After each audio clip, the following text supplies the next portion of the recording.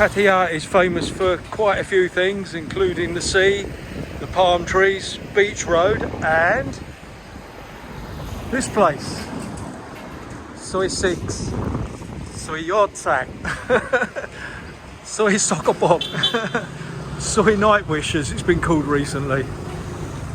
Obviously it's a lot different these days.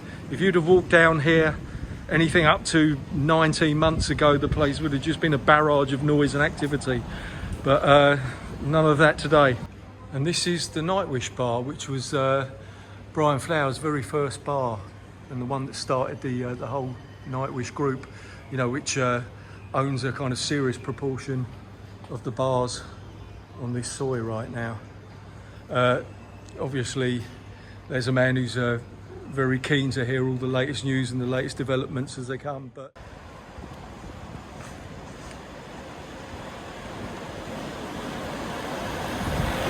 it's actually quite strange walking down here, you know, seeing bars, places that I've got memories attached to, you know, going back 25 years.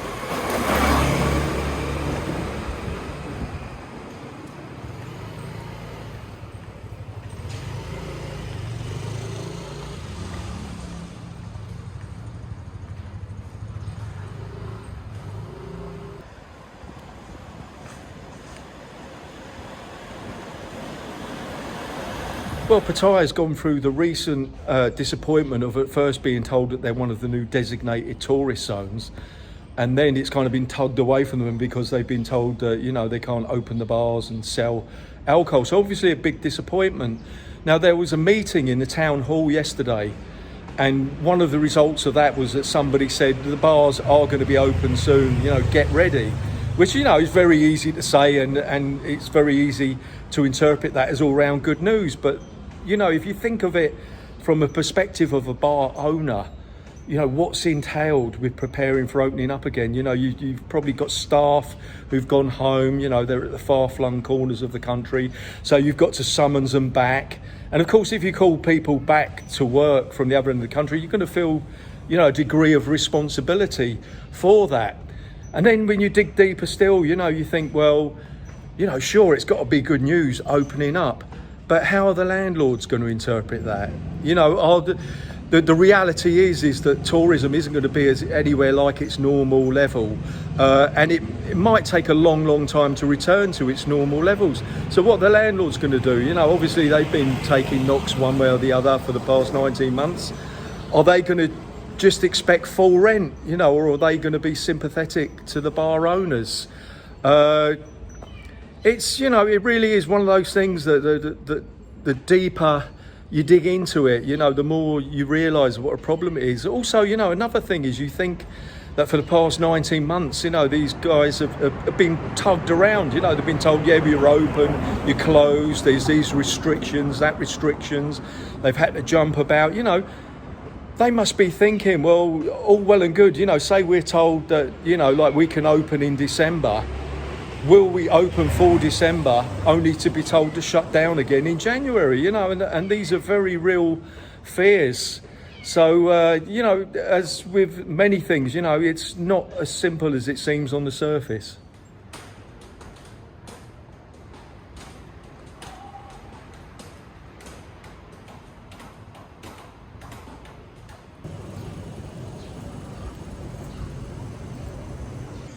And he's a shop owner. We'll go and see if he wants to converse.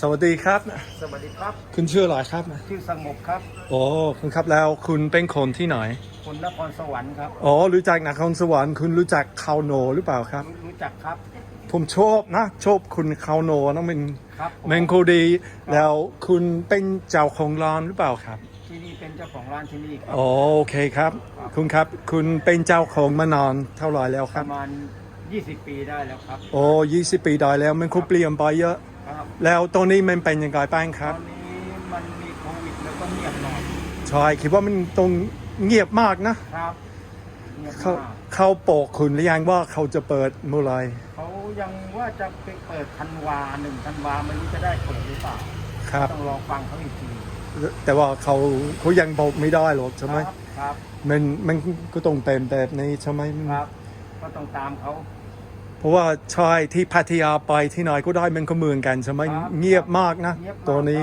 ครับ ผมหวังว่ามันจะเปิดเหมือนเดิมนะใช่ไหม ครับ ยังเร็วครับ ครับ โอเคขอบคุณมากครับ ครับผม สวัสดีครับ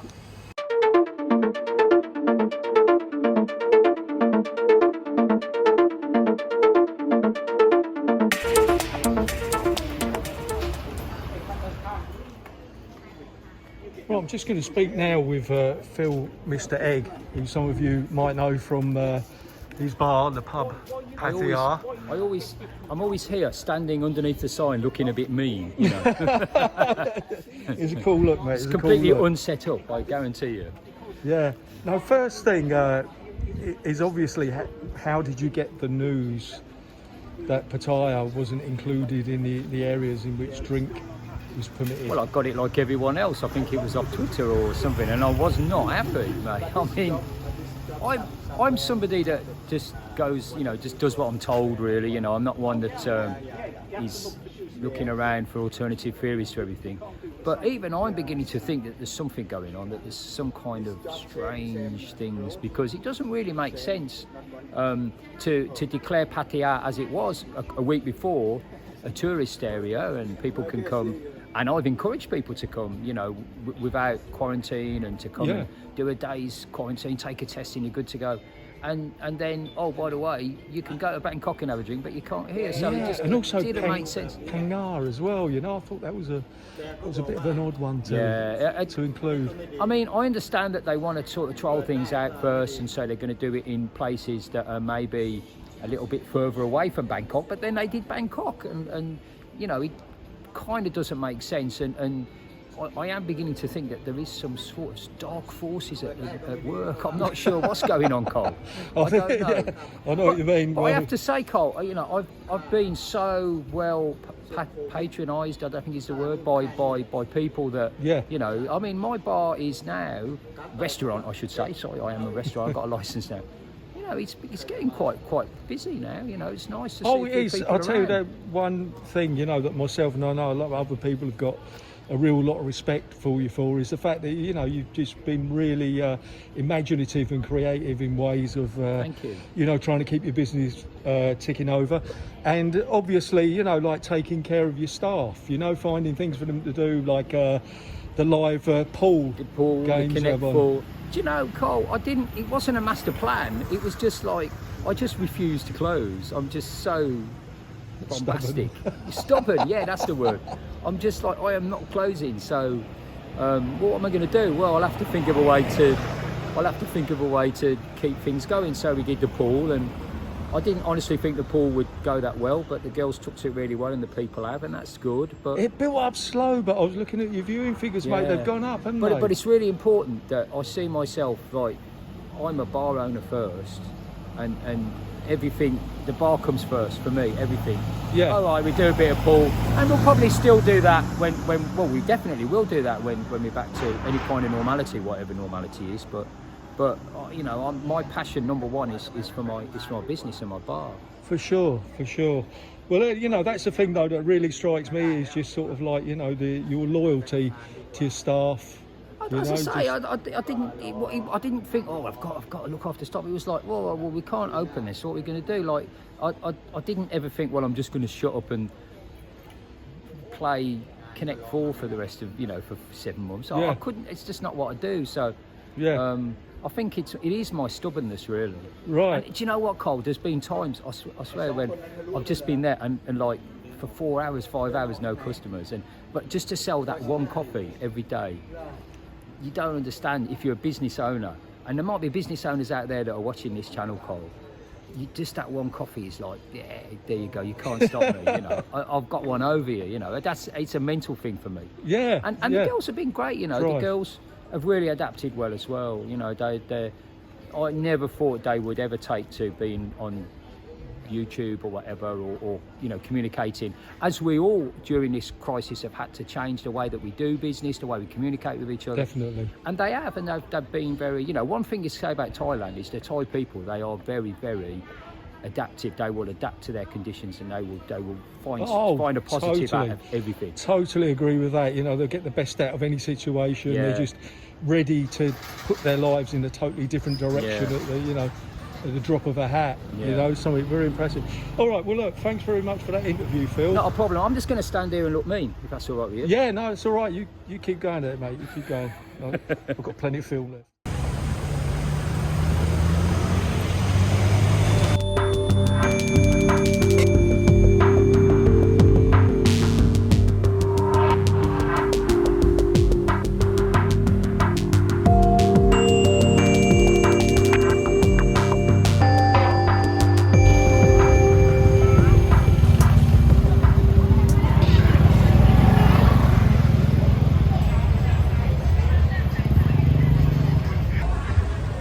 One interesting development since the start of this situation last year is the growth of this place behind me now, Tree Town. Now what happened was, into the first lockdown, very soon into the first lockdown, they banned gathering on Beach Road. And for some reason, everybody started congregating here. And it's kind of grown, you know, and the place has seemed to almost thrive, where other places are, you know, are just kind of very quiet, deadly quiet. Now, of course, it's a very good situation for Tree Town right now, and people are investing in the area. But the big question is that if full-scale tourism returns, will Tree Town maintain its popularity, or will the tourists go back to areas perhaps that they're more familiar with? You know, because a lot of Thailand's visitors are regular visitors, and they've got, you know, lots of memories from the past associated with other areas apart from this. So, you know, it'll be interesting to see which way it goes, you know, if the prosperity sticks or, or if it disappears. One thing that could affect that situation is that quite recently a nearby bar beer complex called Soy Made in Thailand has just sold out to land developers. Now, if they build a big hotel, that will presumably block the walkway. You know, traditionally this has been a walk-through from Second Road to Soy Buakau, you know, and that results in quite a bit of foot traffic. Now, if developers are going to build a hotel there, that would presumably stop that and end that foot traffic, you know, so it will effectively close this off at one end. It will be interesting, and like so many things in Pattaya and Thailand at the moment, you know, just, you know, all bets are off, you know, it's just people are making their decisions and sometimes investing upon them decisions, and you know, maybe they'll win, maybe not.